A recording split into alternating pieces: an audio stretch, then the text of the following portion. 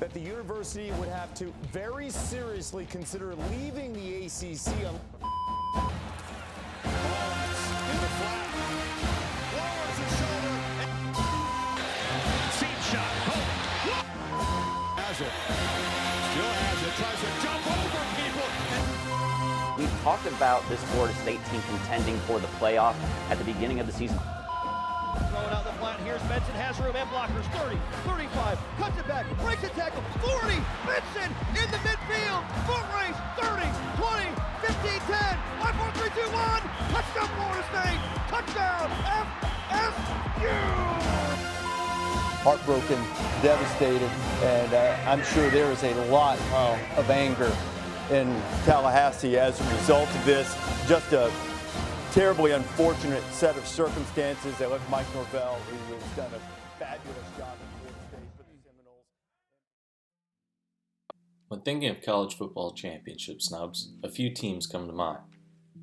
There's 2001 Oregon, 2003 USC Trojans, or 2008 Texas. A special shout out to the 2004 Auburn Tigers for getting snubbed while being undefeated. But there were 3 undefeated teams that year, and only 2 spots. A problem of the past, college football fans thought, because no one expected to see the 2023 Florida State Seminoles get left out of a 4-team playoff while being one of the 3 remaining undefeated teams. Well, no one besides the never wrong mongoloids of Twitter, Herbie Halloween, Good things that frighten you. I know I am. Hey, you missed. The joke's on you. Thanks for the free breakfast.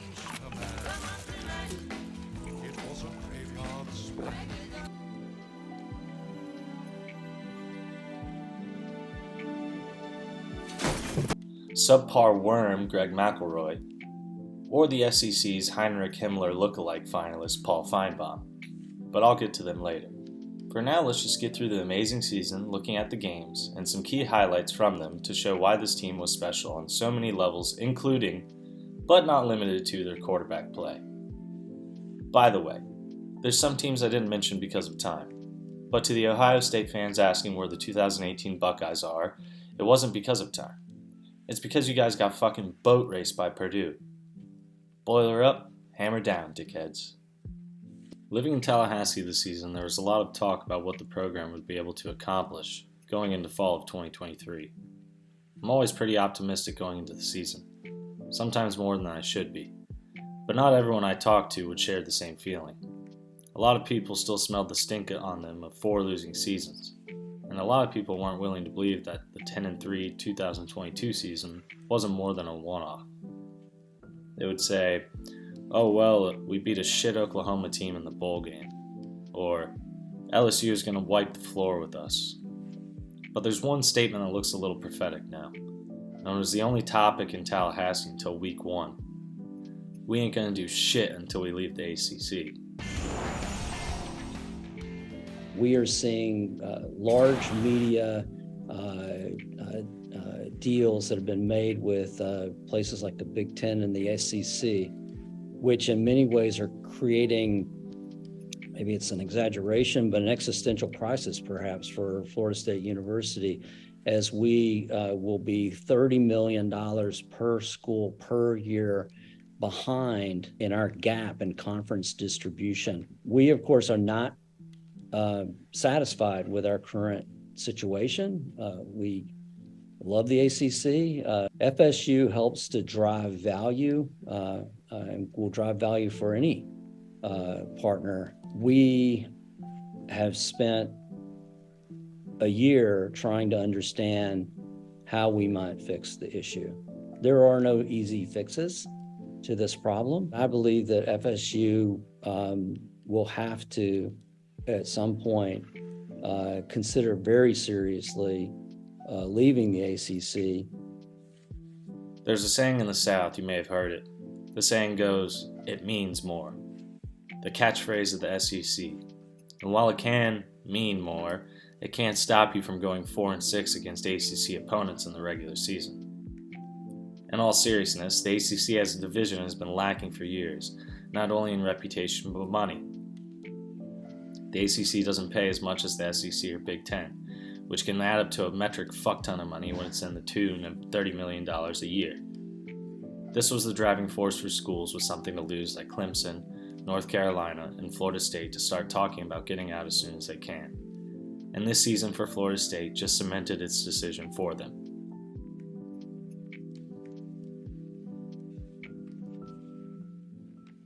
I think Florida State's poised to make a really nice run, and hopefully Keon Coleman can draw some of that attention away from Johnny Wilson when they get in the red zone, because two guys that are 6'4" and better, Johnny's like 6'7", Keon Coleman's 6'4", those are going to be some matchup nightmares in the red zone when you play against these teams in the fall. Florida State is back, is how they say it. So if that's the headline we're having, that leads me to believe that Florida State went, remember the Titans on LSU, left no doubt. It was definitive. I don't know what the score would be in this situation, but I think if we're saying they're back, we're like, okay, I saw what I needed to see from Florida State to be in on the Noles in this coming season. If that's the case, I start looking at the path of Florida State, and one of y'all got at me actually on Instagram as well and asked about this, like, hey, if they beat LSU, are they going undefeated? I'm not going to just call my shot right now and say that, but when you look at the schedule, okay, who's the next best team you're going to play from a roster standpoint? I understand you got to bring it every game. Anybody can beat anybody. That's why we love college football. But when you're looking down the path, you see Clemson at Clemson, which is difficult. But if you make it definitive against LSU, the confidence that builds, the perception of Florida State, I mean, is there a tremendous gap between Clemson and LSU? I don't know, but I feel like they're pretty similar as we sit here August 31st. You would feel really good about your chances to go wire to wire if it's definitive against LSU. Now, again, we're not overreacting, but if that's the way we're talking about Florida State, I think that would be a fair conversation to start to have. Now, to be clear, they could drop that game against Clemson in week 4 and still get to the ACC title game, run it back, probably play Clemson again as we sit here at the last day of August and avenge that loss and potentially find themselves in the college football playoff. So they may not have to go wire to wire, but if Florida State is back, I start talking about them in a different way, I think, than we are right now because of what that would have meant with how they played against LSU. So that's a great headline. I'm excited to watch that one, excited to watch that game on Sunday. Obviously, the game of the entire weekend in my mind. At the end of the day, though, I think it's time for LSU and Brian Kelly and that entire football team to show Florida State, the Seminoles, they're not ready quite just yet. I think LSU is going to steamroll Florida State. I think they're going to run all over them. Let's start with the Sunday night game, LSU and Florida State. Man, I tell you, it was a nail-biter a year ago. I think it's going to be uber competitive. I'm going with the Noles, not only because of Johnny Wilson and Jordan Travis. They have one of the most talented backfields in all of college football, too. So I love the balance on offense. I'm going Seminoles. I love that this is a game in week 1 here. I love that we're going to watch Herbie and Fowler do their thing. I like that Florida State seemingly is all the way back. It's good for college football. With that being said, give me the LSU Tigers getting a hot start in this particular season with James Daniels. One sentence. SEC, ACC, LSU. Wow. Great for this crowd. Very simple. Not so fast, man. Not so fast. Hey, Florida State upset some with quarterback Travis making sensational broken plays and wins it for him. I'm calling again. They won't let me pick, but great job on the open. Our new open, you crushed that.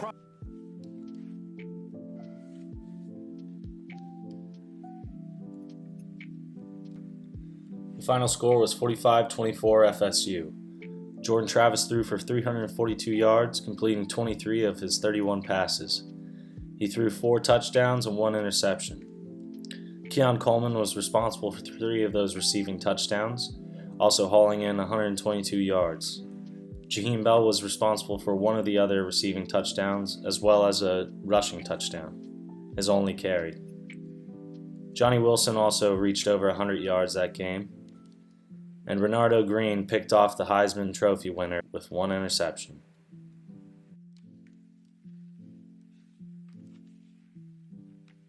The next game was a FCS wallop, FSU winning 66-13 against Southern Miss. Jordan Travis threw for another 2 touchdowns and 175 yards. We also saw Tate Rodmaker get in the game and throw for another 2 touchdowns. Trey Benson was also responsible for 3 rushing touchdowns and averaged 8.8 yards per carry. Another rushing touchdown was awarded by Keziah Holmes, who averaged 15.8 yards per carry. The receiving touchdowns were brought in by Keon Coleman, Marcuston Douglas, Darian Williamson, and Vandravius Jacobs. Defense also had a good game with Jarian Jones bringing in a pick.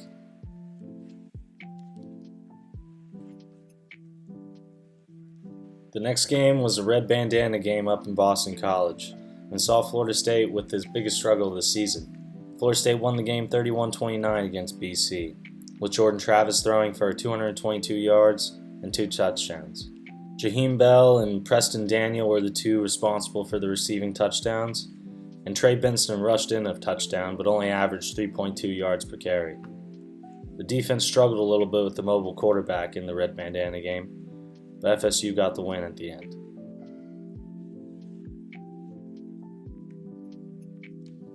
As a fan, this next game was the biggest one of the year.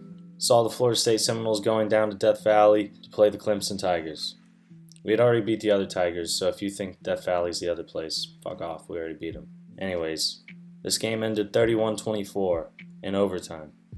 We saw Jordan Travis throw for 289 yards and 2 touchdowns. We had another rushing struggle, with Trey Benson only averaging 3.6 yards a carry. Keon Coleman hauled in the 2 touchdowns. It was a stout performance by defense, and the most memorable play of the game was by Kalen Deloach, forcing a fumble against Cade Klubnik.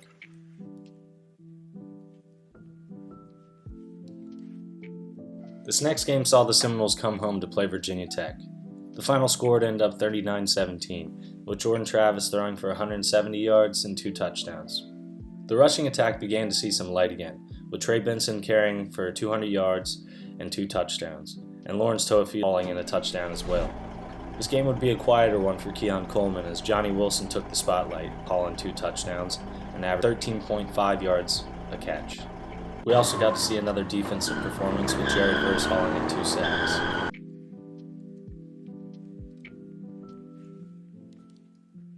Week 7 saw a virtual shutout by the Seminoles as they played Syracuse. The final score would end up 41-3. Jordan Travis threw for 284 yards and 1 touchdown. Tate Rodemaker also got in there for a touchdown. The rushing attack would see Lawrence Toafili hauling in 1 touchdown and averaging 13.3 yards. Keon Coleman was responsible for 1 receiving touchdown as well as Hakeem Williams. It was a great defensive performance this week as we also saw Greedy Vance hauling an interception.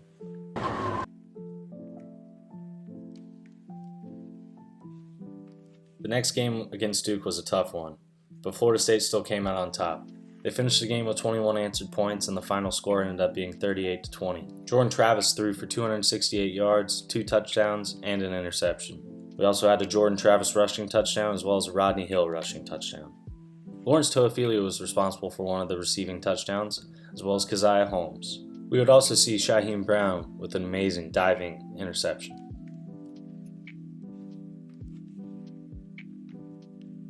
The next game was a confidence builder for Florida State, as they went to Wake Forest to play the Demon Deacons.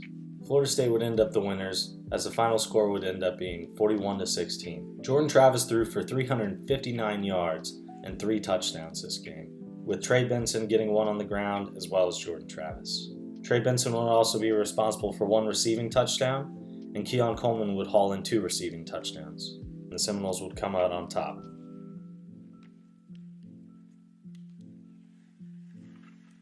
The next game would be another away game, but this time we're going to Pittsburgh to play the Panthers. Don't let the record fool you. This Pitt team is pretty scrappy, and it's the one that brought down this Louisville team so that they looked shittier against us in the ACC Championship. Jordan Travis ended up throwing for 360 yards and 1 touchdown. Trey Benson ran it in for 1, and Jordan Travis ran it in for 1 as well, but he averaged negative 2.1 yards per carry. There would be a receiving touchdown by Marcuston Douglas, and it would be mostly a defensive performance game, keeping Pitt to only 7 points.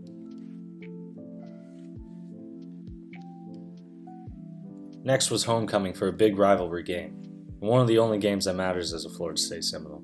Miami came to play us, and the final score would end up being 27-20 Florida State. Jordan Travis threw for 265 yards and 1 touchdown. Trey Benson ran in for 2 touchdowns and averaged 5 yards a carry. Keon Coleman would haul in 1 touchdown but only averaged 6 yards a reception. This game would also see Kalen DeLoach get 2 sacks on the day, and Jerry Jones hauling an interception. In the end, it was a nail-biter, but Florida State ended up winning.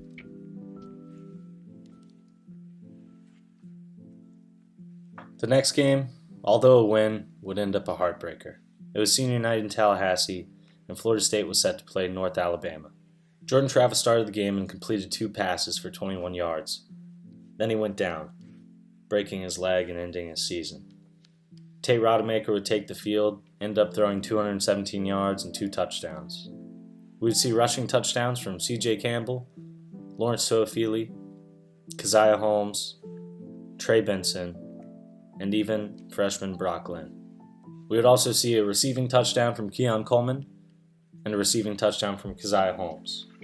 This was an insane defensive performance, albeit against the FCS team. We had Jerry Jones with a sack and an interception, Brandon Fisk with a sack, Gilbert Edmond with a sack, and Joshua Farmer with a sack. We would also see DJ Lundy and Akeem Dent splitting half sacks.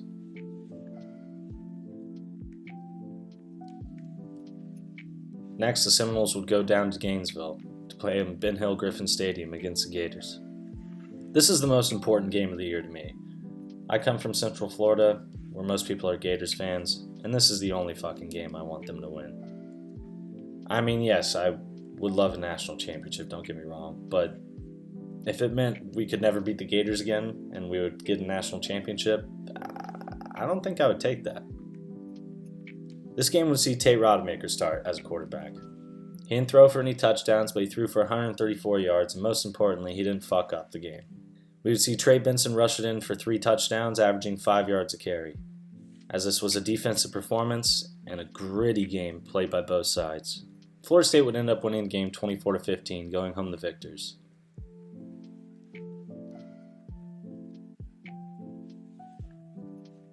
Lastly is the ACC championship game. Against Louisville, it was a defensive performance. The final score would only end up being 16-6. In that time, we would see a sack from Patrick Payton, 3 sacks from Braden Fisk, 2 sacks from Jared Verse, and a sack from Fabian Lovett, and an interception from Tatum Bethune.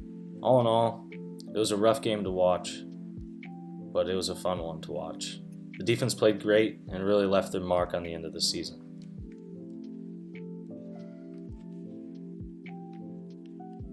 Well, I'm sure you can guess my opinion of the college football playoff this year. So I'll save you the FSU should be in argument. But I'll say one thing to the strength of schedule guys out there.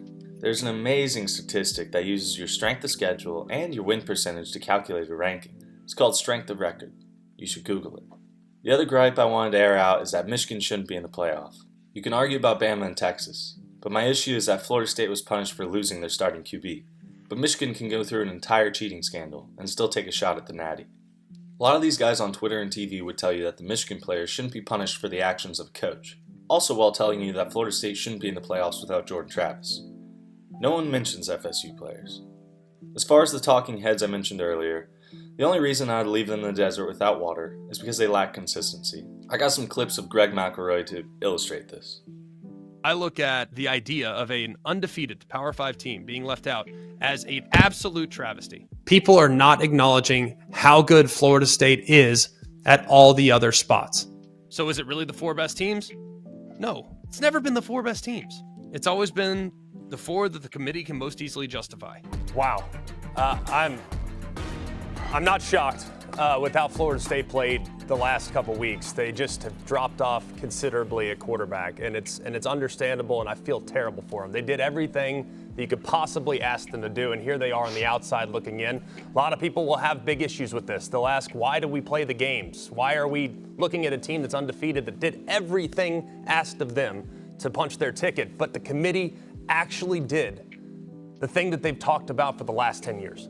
Forever it's been, well, you know, it's kind of the most easy to justify. Well, this team has 0 losses. This team has 1 loss, so therefore the 0-loss team should be ahead of the 1-loss team. This is the head-to-head. They took everything into account. They took a step back. They acknowledged injury, which they've talked about in the past, and they put in the 4 best teams.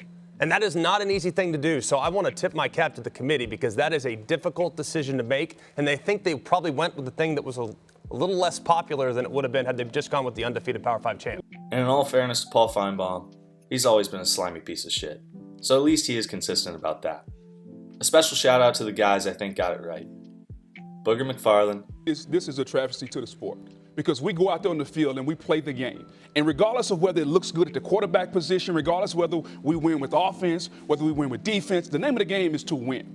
And that's a reason never before has this not been done. Winning a Power 5 conference, going undefeated, and not getting into the playoff. So I understand we want to look at style points and who are we going to get for the best matchups. But that's not what this is about. This is about understanding to get the 4 best teams. One team has a loss, and that's Alabama. One team doesn't in Florida State. And the fact that this committee could take a Power 5 conference champion that's undefeated, those kids have went out there and busted their behind and not get into the playoff based on the eye test. Greeny, who has god-awful takes on Tua and the Dolphins, but that's a different video. Winners will meet for the national championship in Houston. Undefeated Florida State left out. Seminoles head coach Mike Norvell mincing no words.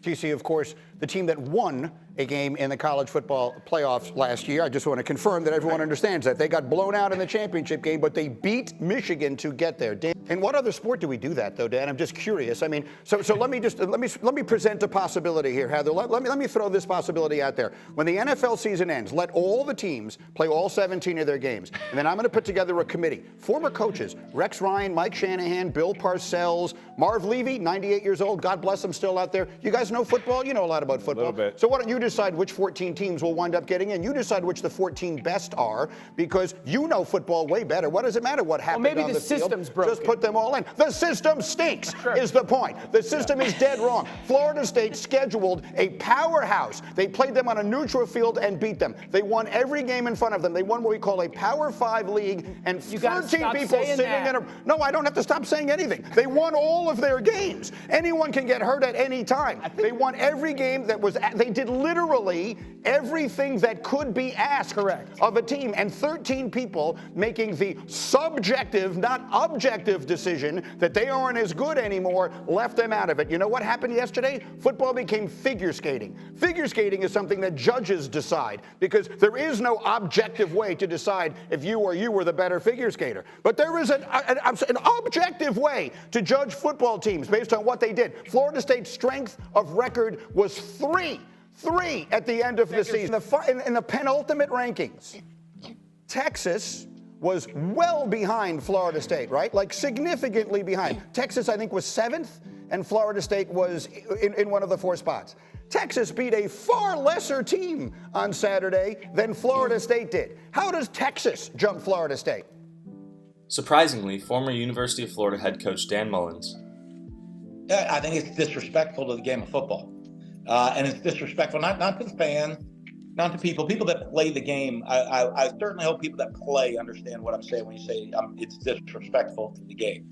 Florida State went out, played every single week, and they won. And they won with their quarterback. They won without their quarterback. They won with offense. They won with defense. They won big. They won coming back. They won in overtime. They won on Saturday against one of the with a third-string true freshman quarterback that hadn't played, and they were playing one of the best rush defenses in America. They rushed for almost 170 yards in that game. All that Louisville had to do was just score one touchdown, the game's over. Couldn't do it. In fact, not only could they not score, they had negative 23 yards of offense in the fourth quarter. That's Jeff Brom, a Jeff Brom team, you know, and everyone knows what a great coach he is. And they were held to negative 23 yards. They blocked a punt and got the ball inside the 10-yard line, couldn't score.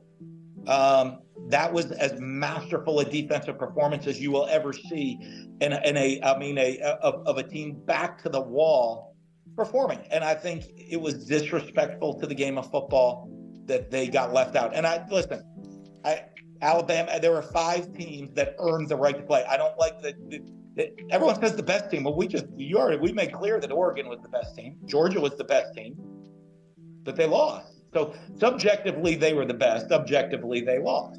So to sit there and take a team that did everything right, I think that was wrong. And of course, the Chuckster, Charles Barkley. What time is Florida State playing? They're in a different game. No, man. No, Florida State should have made it. 1,000% they I agree. Yes. Because, you know what? As a player, this is my problem with the whole thing. As a player, they paralyzed them when they lost their starters. I said, well, wait a minute. You show a total disrespect to the backups. That was my whole problem. Hey, you know how much I love Coach Saban in Alabama. I mean, I don't like Alabama. I like Coach Saban. But I was saying, winning with backups should have gave you brownie points, not penalized you. Because we're going to play sports now where it only matters if you're using your starters. I don't want to be in that world. They're 13-0. They won 3 games with backup and another backup. But to be honest with you, I'm really looking forward to the playoffs now that I went on my rant. There are other people saying FSU got robbed, but these were the guys that have a rather loud voice in sports and stuck their neck out there for the boys. Now, I guess we see what happens in the Orange Bowl today. I'll be rooting for my Seminoles no matter what. And remember, FSU fans, if we lose, we had about 20 guys opt out of the game. But if we win, then we will have a great day capping off the season. Don't expect much from the media though. To them, if we lose, then we were frauds. But if we win, then they will mention the Georgia opt-outs. So just enjoy the game and be ready for a run next year.